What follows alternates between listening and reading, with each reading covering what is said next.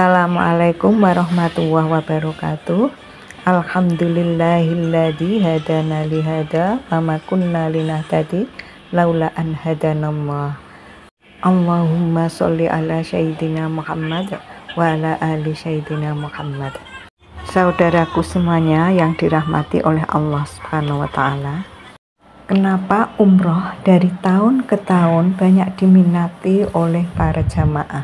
Nah, ini penyebabnya ya. Simak sampai habis, jangan di skip. Secara bahasa, umroh berasal dari kata iktamaro yang berarti berziarah atau mengunjungi. Dalam konteks umum, umroh bermakna kunjungan atau perjalanan ke suatu tempat yang dihormati. Secara istilah syariat, umroh adalah ibadah yang terdiri dari serangkaian ritual, yaitu ihram, tawaf, mengelilingi Ka'bah, sa'i atau berlari-lari kecil antara Bukit Sofa dan Marwah, serta tahallul, memotong rambut. Umroh merupakan salah satu bentuk ibadah dalam Islam yang dilakukan di waktu kapan saja, tidak terikat oleh bulan-bulan tertentu seperti haji. Dan secara bahasa, umroh berarti ziarah, yaitu mengunjungi. Umroh secara istilah syar'i berarti ziarah ke Baitullah untuk menunaikan manasik. Manasik umroh adalah ihram, tawaf, sa'i, tahallul, atau menggundul atau memendekkan rambut. Sedangkan manasik haji sama seperti umroh, tetapi ada tambahan terkait ibadah di masy'ar, tempat pelaksanaan ibadah haji, seperti wukuf, mabit, dan melempar jumroh. Nah, inilah alasan kenapa banyak sekali jamaah-jamaah umroh semakin tahun semakin bertambah. Inilah keutamaannya ya. Yang pertama, penghapusan dosa. Dari Abu Hurairah radhiyallahu anhu, ia berkata, Rasulullah Shallallahu alaihi wasallam bersabda, antara umroh yang satu dan umroh lainnya itu akan menghapuskan dosa di antara keduanya, dan haji mabrur tidak ada balasannya melainkan surga. Yang kedua, menjadi tamu Allah sehingga doa orang yang berumroh akan diijabahi.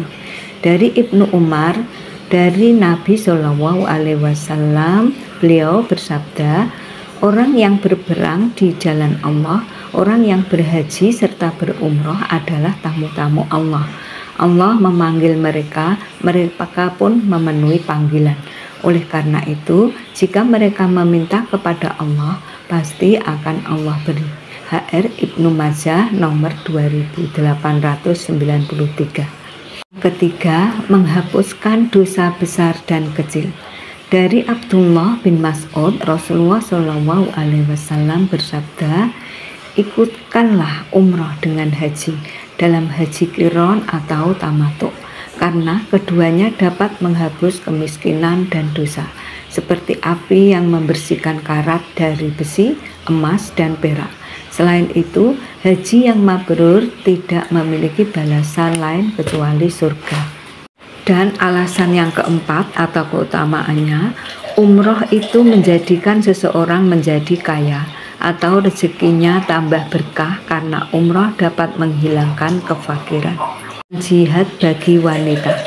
Dari Aisyah Ummul Mukminin radhiyallahu anha, ia berkata, wahai Rasulullah, kami memandang bahwa jihad adalah amalan yang paling afdol. Apakah berarti kami harus berjihad? Tidak. Jihad yang paling utama adalah haji mabrur, jawab Nabi Shallallahu alaihi wasallam. HR Bukhari nomor 1520. Yang keenam, mendapat pahala sholat berlipat ganda di Masjidil Haram. Dari Jabir, Nabi Shallallahu alaihi wasallam bersabda, sholat di masjidku, Masjid Nabawi, lebih utama daripada 1000 sholat di masjid lainnya selain Masjidil Haram. Sholat di Masjidil Haram lebih utama daripada 100.000 sholat di masjid lainnya. HR Ahmad 343 dan Ibnu Majah nomor 1406. Dari Jabir bin Abdillah, Syekh Al-Albani mengatakan bahwa hadis ini sahih. Lipatnya pahala sholat di Masjidil Haram, apakah berlaku untuk seluruh tanah haram ataukah hanya di Masjidil Haram saja? Ada istilah ulama dalam hal ini. Berlipatnya pahala hanya di Masjidil Haram saja. Itulah lebih kuat dilihat dari hadis Maimunah yang menyatakan bahwa Rasulullah SAW bersabda, "Sholat di masjidku ini lebih utama dari 1000 sholat di masjid lainnya selain di Masjid Ka'bah." HR Muslim nomor 1396. Yang ketujuh, tawaf akan menghapuskan dosa dan meninggikan derajat.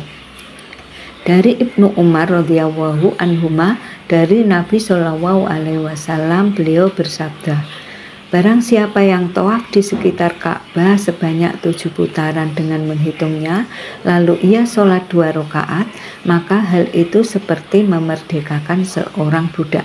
Setiap kali ia mengangkat dan meletakkan kakinya, Allah akan mencatat untuknya 1 kebaikan, menghapus darinya dari kesalahan dan mengangkat baginya 1 derajat." HR Tirmizi nomor 959, Ahmad nomor 4462, Ibnu Majah nomor 2956. Syekh Al-Albani mengatakan bahwa sanad hadis ini sahih. Yang kedelapan, pahala umroh itu disesuaikan dengan usaha dan harta yang dikeluarkan. Hal ini berdasarkan hadis Aisyah radhiyallahu anha berkata, "Wahai Rasulullah, orang-orang pulang dengan 2 ibadah haji dan umrah, sementara aku pulang hanya dengan 1 ibadah haji. Maka dikatakan kepadanya, tunggulah, ketika kamu telah suci, keluarlah ke Tan'in, kemudian berniatlah untuk umrah, lalu datanglah kepada kami di tempat ini. Namun sesungguhnya pahala itu sesuai dengan nafkah yang kamu keluarkan atau kesulitan yang kamu alami." HR Bukhari nomor 1787 dan Muslim nomor 1211. Syekh Muhammad Sholeh Al-Munajjid menyebutkan hal ini dalam fatwanya nomor 78.247. Jika kesulitan selalu menyertai suatu ibadah di mana tidak mungkin melaksanakan ibadah tersebut tanpa menanggung kesulitan tersebut, maka semakin besar kesulitan, semakin besar pula pahala dan ganjarannya. Nah, itulah alasannya kenapa dari tahun ke tahun makin banyak orang yang menunaikan ibadah umroh maupun haji. Walaupun dengan biaya yang mahal dan banyak sekali rintangan yang harus dihadapi, tapi seluruh jamaah di seluruh kawasan banyak sekali yang minat untuk beribadah umroh ke Tanah Suci. Karena umroh itu banyak sekali keutamaannya ya. Yang pertama tadi menghapuskan dosa, yang kedua menjadi tamu Allah sehingga doa orang yang berumroh akan diijabahi, dan yang ketiga menghapuskan dosa besar dan kecil. Yang keempat, umroh itu menjadikan seseorang menjadi kaya atau rezekinya tambah berkah karena umroh dapat menghilangkan kekafiran. Yang kelima, setara dengan jihad bagi wanita. Yang keenam, mendapat pahala sholat berlipat ganda di Masjidil Haram. Dan yang ketujuh, tawaf akan menghapuskan dosa dan meninggikan derajat. Yang kedelapan, pahala umroh itu disesuaikan dengan usaha dan harta yang dikeluarkan. Semoga bermanfaat, kurang lebihnya saya mohon maaf yang sebesar-besarnya. Subhanakallahumma wa bihamdika asyhadu an la ilaha illa anta astaghfiruka wa atubu ilaik. Di sini Ibu Emma. Assalamualaikum warahmatullahi wabarakatuh.